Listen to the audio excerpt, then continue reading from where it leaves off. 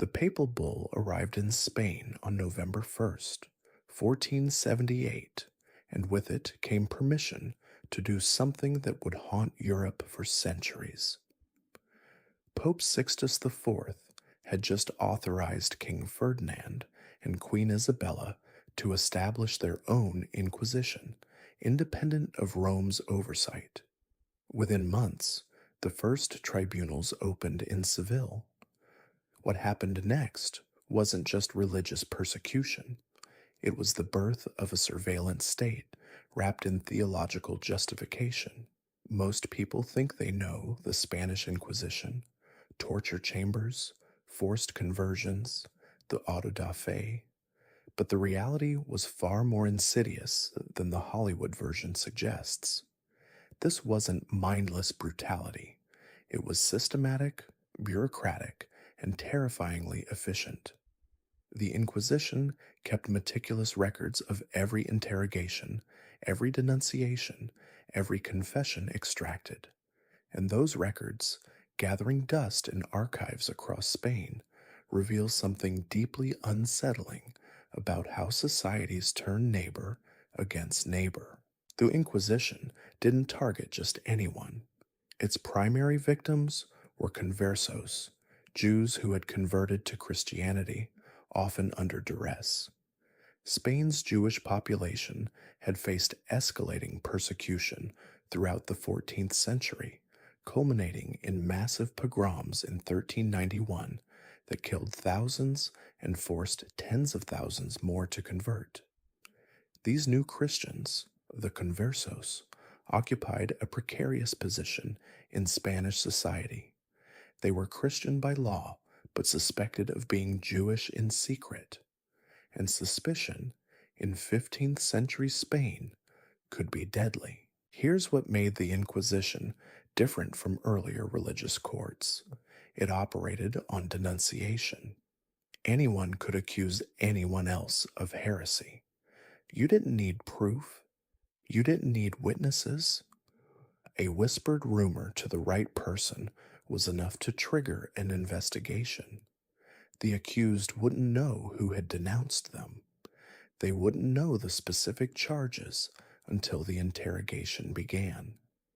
Imagine living in a city where any casual remark about religion, any deviation from perfect Catholic orthodoxy, could result in a knock on your door at midnight.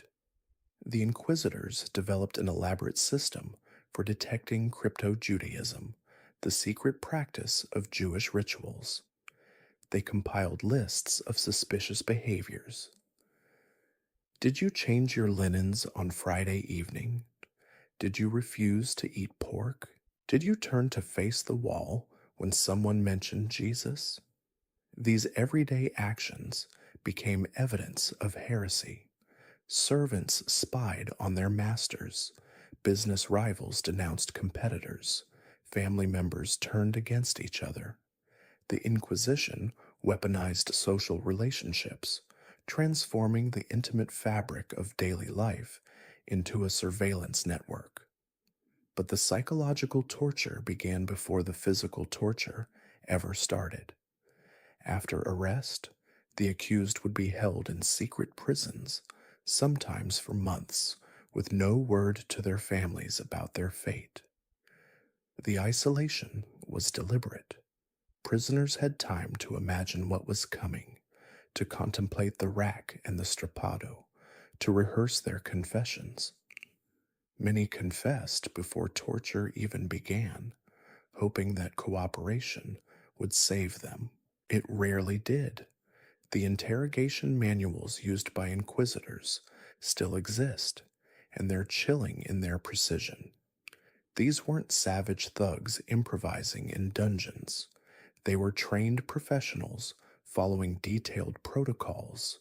The manuals specified exactly how to phrase questions, how to interpret hesitations, how to recognize lies.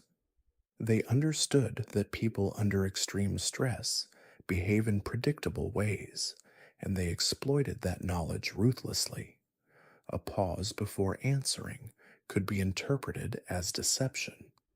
Speaking too quickly suggested a rehearsed lie. The Inquisitors had constructed a system where innocence was nearly impossible to prove. When torture did occur, it followed strict rules. Three forms were officially sanctioned: the rack, which stretched the body until joints dislocated; the strappado, which suspended victims by their wrists tied behind their backs; and the water torture, an early version of waterboarding that simulated drowning. The inquisitors would bring the accused to the torture chamber and show them the instruments. This alone was often enough to produce a confession. If not, they would proceed methodically, documenting every moment. A notary recorded everything the prisoner said. A physician monitored vital signs to ensure the victim didn't die prematurely. Even torture was bureaucratized. The confessions obtained through torture created a cascade of new investigations. Under extreme pain, people would name others as fellow heretics, desperate to make the agony stop. Those names led to more arrests, more interrogations, more torture, more names. The Inquisition fed on itself, growing through the very process of its investigations. Some historians estimate that within the first 15 years of operation, thousands of conversos were burned at the stake in Spain. Thousands more were reconciled to the church after confessing, their property confiscated, their reputations destroyed. Property confiscation deserves special attention because it reveals the economic engine driving the Inquisition. When someone was convicted of heresy, their assets went to the crown and the Inquisition itself. This created a perverse incentive structure. Wealthy conversos made attractive targets. Their denouncement enriched the very institution prosecuting them. The Inquisition became self-funding through the destruction of the accused. Some families saw their wealth accumulated over generations vanish overnight, seized by tribunals that used that same wealth to hunt down more victims. The public spectacle of the auto da fe served multiple purposes. These ceremonies, literally acts of faith, were elaborate rituals where the condemned would be paraded through streets wearing distinctive garments called sanbenitos. The unrepentant would be burned at the stake. Those who confessed would be garroted before burning, a small mercy. But the real purpose wasn't just punishment, it was theater, a public demonstration of power designed to terrorize the population into conformity. Entire cities would turn out to watch. Children would be brought to witness what happened to heretics. The message was clear. This could be you. What's particularly disturbing is how long this system persisted. The Spanish Inquisition wasn't a medieval relic that faded with the Renaissance. It continued operating into the 19th century, adapting to new targets and new heresies. When it finally ended in 1834, it had been functioning for more than 350 years. Multiple generations lived their entire lives under its shadow, never knowing a Spain without the Inquisition. The methods developed by Spanish inquisitors would influence interrogation techniques for centuries to come. The careful documentation, the psychological manipulation, the bureaucratic procedures that made atrocity systematic rather than chaotic. These became templates, and the core insight that societies can be controlled through fear and mutual suspicion, that people will police themselves and each other if the consequences are severe enough. That lesson has been learned and relearned throughout history. But before we examine how the Inquisition evolved and spread beyond Spain's borders, we need to understand something crucial about its origins. The decision to establish an independent Spanish Inquisition wasn't random. It emerged from a specific historical moment, a convergence of religious anxiety, political ambition, and economic opportunism. The conversos weren't just religious minorities. They represented something that threatened the emerging Spanish state in ways that go deeper than simple prejudice. And that threat, real or imagined, shaped everything that followed. The year was 1478 when Pope Sixtus IV issued the papal bull authorizing Ferdinand and Isabella to establish their own Inquisition. But here's what makes that moment so significant. This wasn't the first Inquisition. The medieval Inquisition had existed for centuries, operated by the Dominican order, answerable to Rome. What made the Spanish version different was control. Ferdinand and Isabella wanted an instrument of state power dressed in religious authority. The Pope would provide legitimacy, but Spanish monarchs would pull the strings. Think about what Spain looked like in 1478. The country as we know it didn't really exist yet. Ferdinand ruled Aragon, Isabella ruled Castile, and their marriage was gradually unifying these kingdoms. But the Iberian Peninsula was a patchwork of cultures, languages, and religions. For centuries, Christians, Muslims, and Jews had coexisted under various arrangements, sometimes peacefully, sometimes not, but there was coexistence. The Reconquista, the Christian reconquest of Muslim territories, was nearing completion. Granada, the last Muslim kingdom, would fall in 1492. Spain was becoming Christian, becoming unified, becoming something new. Into this volatile mix came the conversos. These weren't recent converts. Many descended from Jews who'd converted generations earlier, sometimes by choice, often under pressure. They'd assimilated into Christian society, risen to positions of prominence, intermarried with old Christian families, and that success created resentment. Old Christian nobility found themselves competing with converso merchants and administrators.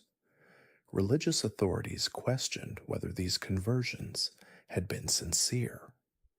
Were conversos truly Christian, or were they crypto Jews practicing Judaism in secret? There's evidence both ways. Some conversos absolutely maintained Jewish practices covertly.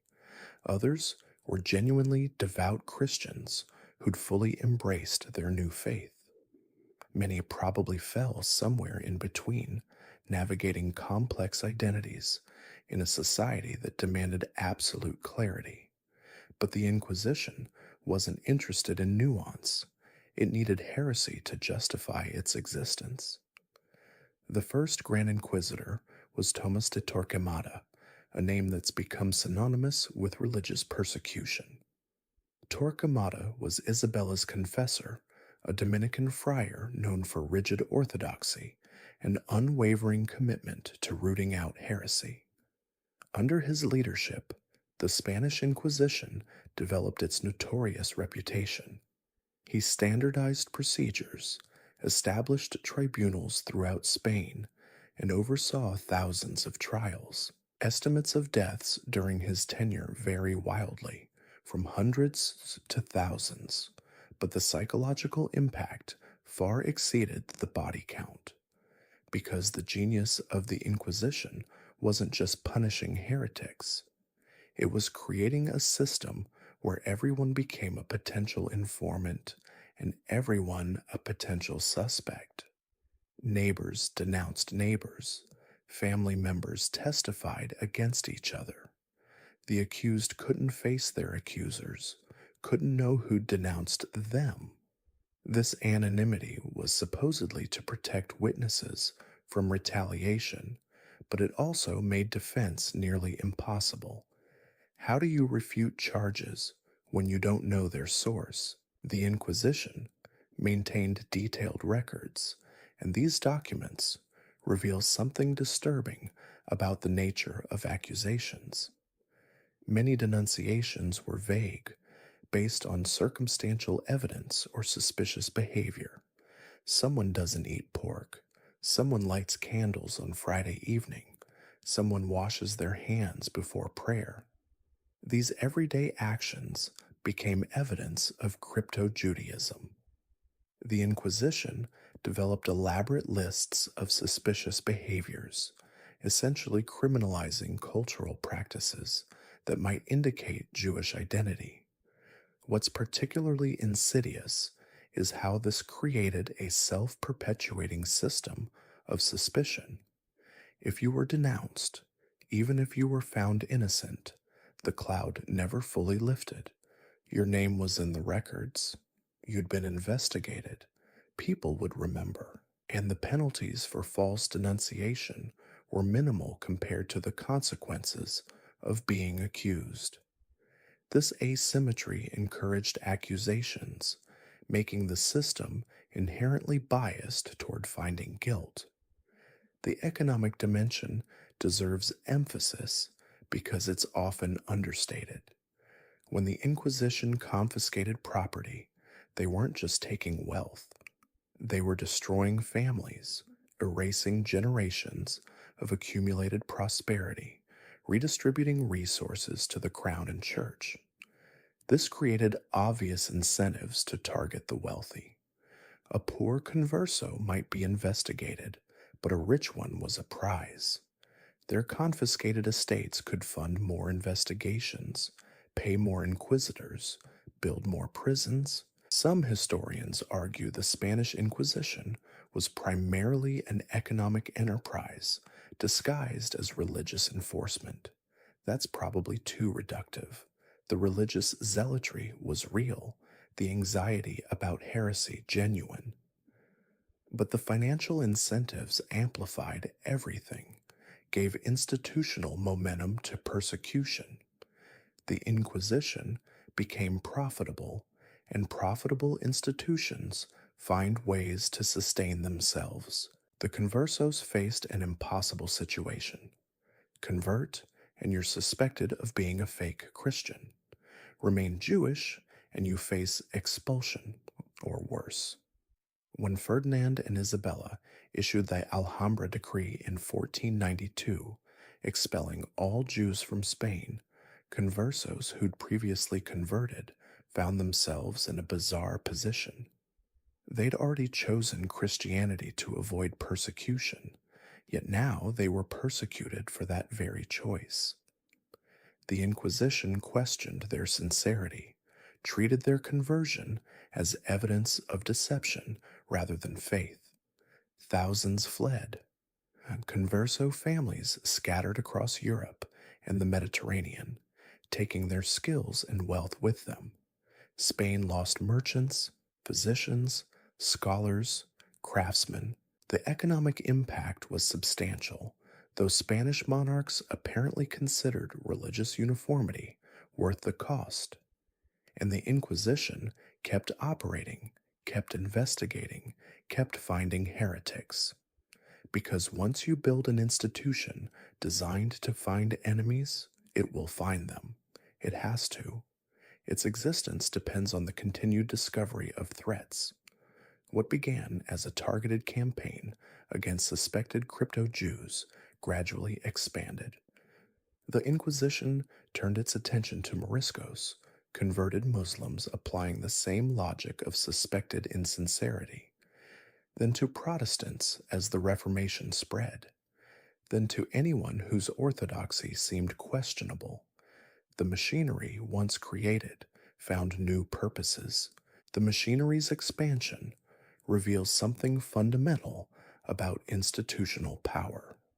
Give any organization enough authority and vague enough mandate, it will grow. The Spanish Inquisition started with a specific target but couldn't stop there. Stopping would mean admitting the problem was solved, the threat contained. No bureaucracy voluntarily declares itself obsolete.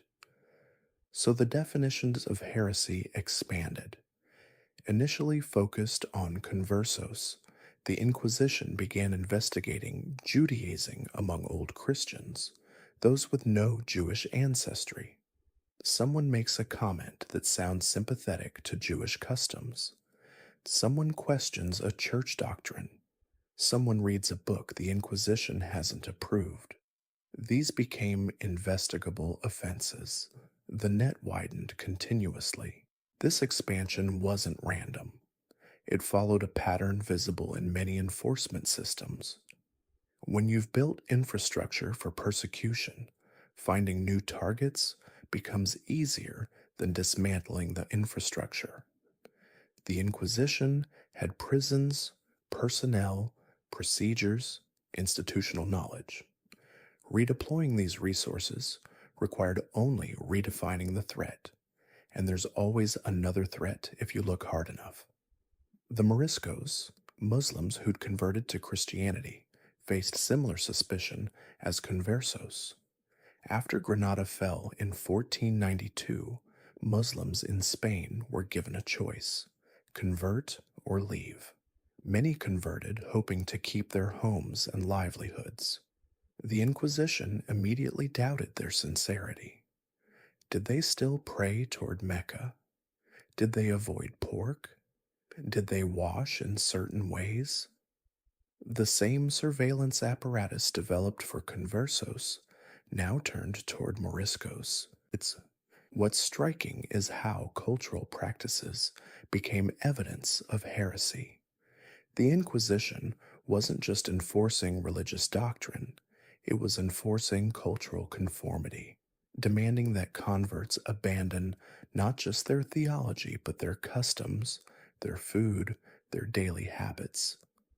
This goes beyond religious persecution into something more totalizing. You couldn't just believe differently in private. You had to perform Christianity in every aspect of life. Consider the absurdity of prosecuting someone for not eating pork. Dietary preferences as evidence of religious deviance. But within the Inquisition's logic, this made sense. If conversos truly accepted Christianity, they'd have no reason to avoid pork. Continuing to avoid it suggested they still followed Jewish dietary laws, which indicated they remained Jewish in their hearts. Every action became potentially suspicious, required explanation. This created what we might call a surveillance society. People monitored their neighbors, their family members, even themselves. You had to constantly demonstrate Christian authenticity through your behavior. Attending Mass wasn't enough. You needed to eat the right foods, celebrate the right festivals, avoid the wrong practices. And you never knew who might be watching, who might report you. The psychological impact must have been crushing. Imagine living under constant suspicion where any deviation from expected behavior might trigger investigation, where expressing doubt about any church teaching could be construed as heresy, where reading the wrong book or asking the wrong question could destroy your life. This wasn't just persecution, it was thought control, behavior modification through terror. The Inquisition's procedures amplified this terror. When arrested, you weren't told your specific charges initially. You were expected to confess voluntarily, to search your own conscience for sins you might have committed. This put the accused in an impossible position. Confess to something you didn't do, and you're admitting guilt. Refuse to confess, and your resistance becomes evidence of obstinacy, of hardened heresy. Torture was authorized, though with restrictions. Officially, it could only be applied once, couldn't cause permanent injury or death, required documentation. In practice, these restrictions proved elastic. A single session of torture could last hours, with breaks that technically made it discontinuous. and the threat of torture was often enough. Simply showing the accused the instruments, describing what would happen, produced confessions. Those who confessed faced various penalties. Minor cases might result in public penance, wearing a penitential garment called a San Benito during Mass, perhaps for months or years. More serious cases meant imprisonment, property confiscation, sometimes death. The auto da fe, the public ceremony where sentences were announced, became spectacle. Crowds gathered to watch heretics condemned, to see the Inquisition's power demonstrated. The unrepentant, those who refused to confess or recanted their confessions, faced the harshest penalty. Relaxation to secular authorities, which meant burning at the stake. The church couldn't technically execute anyone, so they handed stubborn heretics to civil authorities with a hypocritical recommendation for mercy.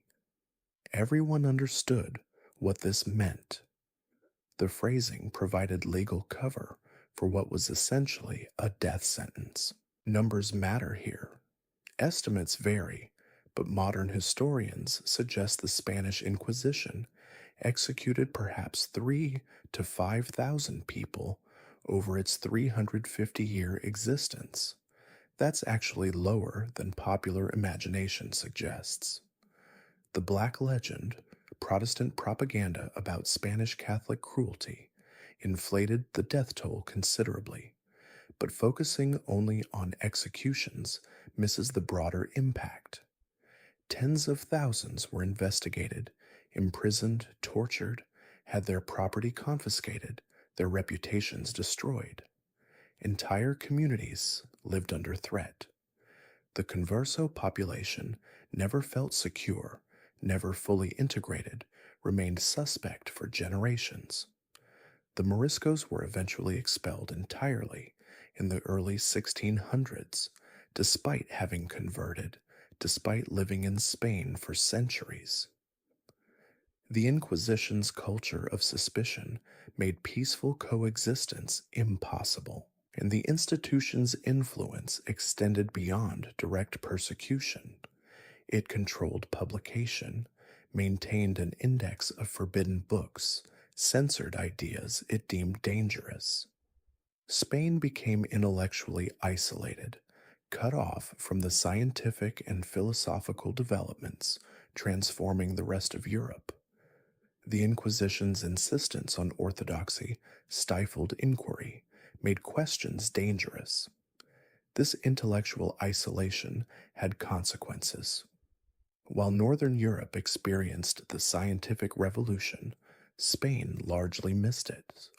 While other countries developed more tolerant religious environments that attracted the talented refugees, Spain expelled or persecuted its minorities. The economic and intellectual costs were substantial, though difficult to quantify precisely. The Inquisition finally ended in the 1820s, abolished during Spain's liberal period. By then, it had become an anachronism, an embarrassment. But its legacy persisted in Spanish culture, in patterns of conformity and suspicion that outlasted the institution itself. You can't run a surveillance state for 3 centuries without leaving scars. The Spanish Inquisition's methods spread beyond Spain's borders. Portugal established its own version in 1536, targeting the same groups with the same paranoia. The New World colonies inherited the system too, with tribunals in Mexico City, Lima, and Cartagena prosecuting indigenous peoples who clung to old beliefs, Africans who mixed Christianity with traditional practices, anyone whose faith seemed insufficiently pure, but something darker lurked beneath the official justifications. The Inquisition became a weapon for settling scores, destroying rivals, seizing wealth. Accusations were anonymous, remember? You could denounce your business competitor, your unfaithful spouse, your neighbor whose success you envied. The machinery of persecution didn't care about your motives. Once the investigation started, innocence became nearly impossible to prove. Families turned on each other, children testified against parents, servants against masters. The reward structure incentivized betrayal. Informants received portions of confiscated property. Inquisitors built careers on successful prosecutions. The system created professional accusers who moved from town to town, identifying heretics for profit. Consider the case of Elvira del Campo in 1568. A middle aged converso woman, she was accused of not eating pork, of changing her linen on Saturdays, of making vague statements that suggested Jewish sympathy. The evidence was circumstantial, the witnesses questionable. She denied everything. They stripped her, bound her to the rack, and demanded confession. She screamed that she was a good Christian, begged for mercy, called on Jesus and Mary. They tightened the ropes. She confessed to everything, invented details, implicated others to make it stop. When they released her, she immediately recanted, so they tortured her again. This cycle continued: torture, confession, release, recantation, more torture. Eventually, she confessed permanently, was sentenced to public humiliation and several years of imprisonment. She never practiced Judaism, probably had no idea what actual Jewish practice entailed, but she learned to confess to it convincingly enough to survive. Multiply her story by thousands. That's the Inquisition's real legacy.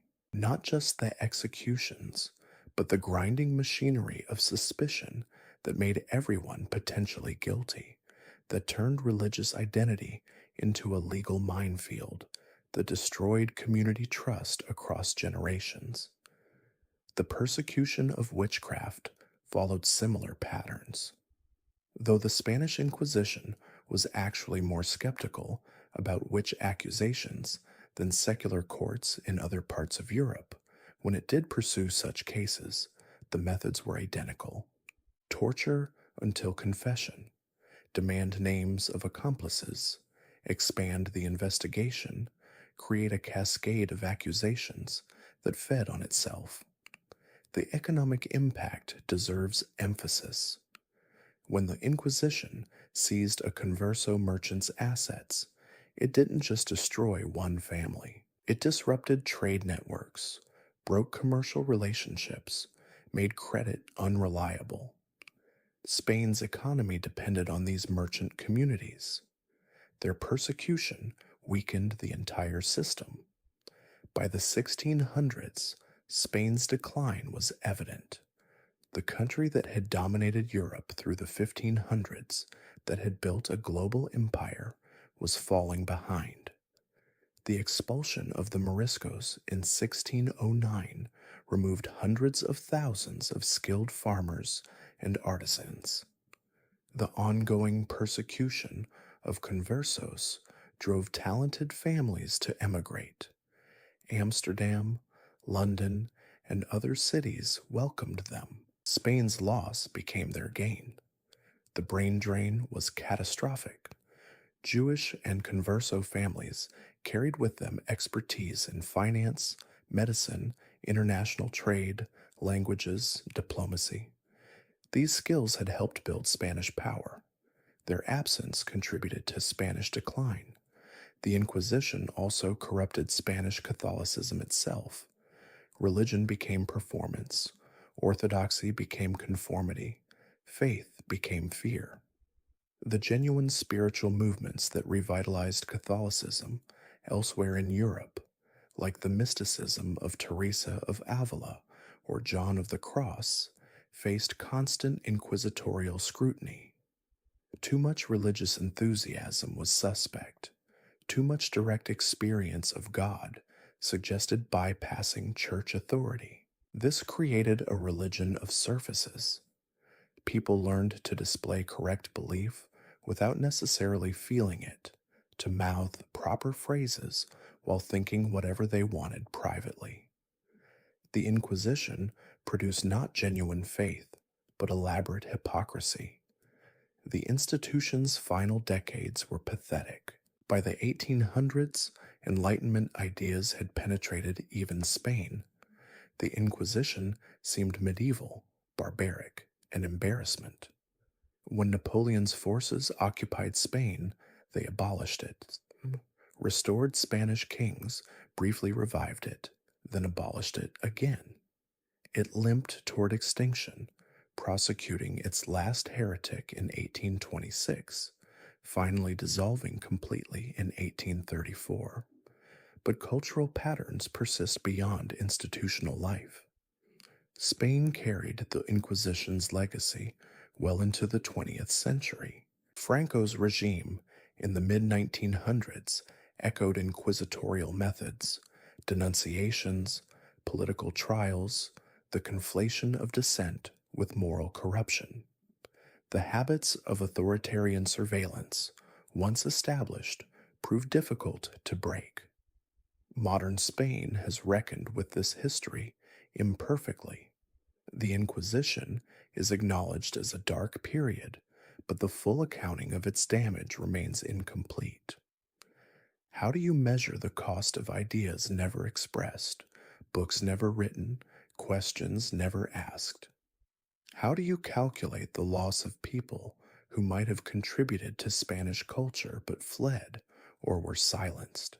The Inquisition's deepest lesson isn't about religious persecution specifically. It's about what happens when ideology gets enforcement power, when purity becomes policy, when suspicion becomes systematic. The particular doctrine matters less than the structure.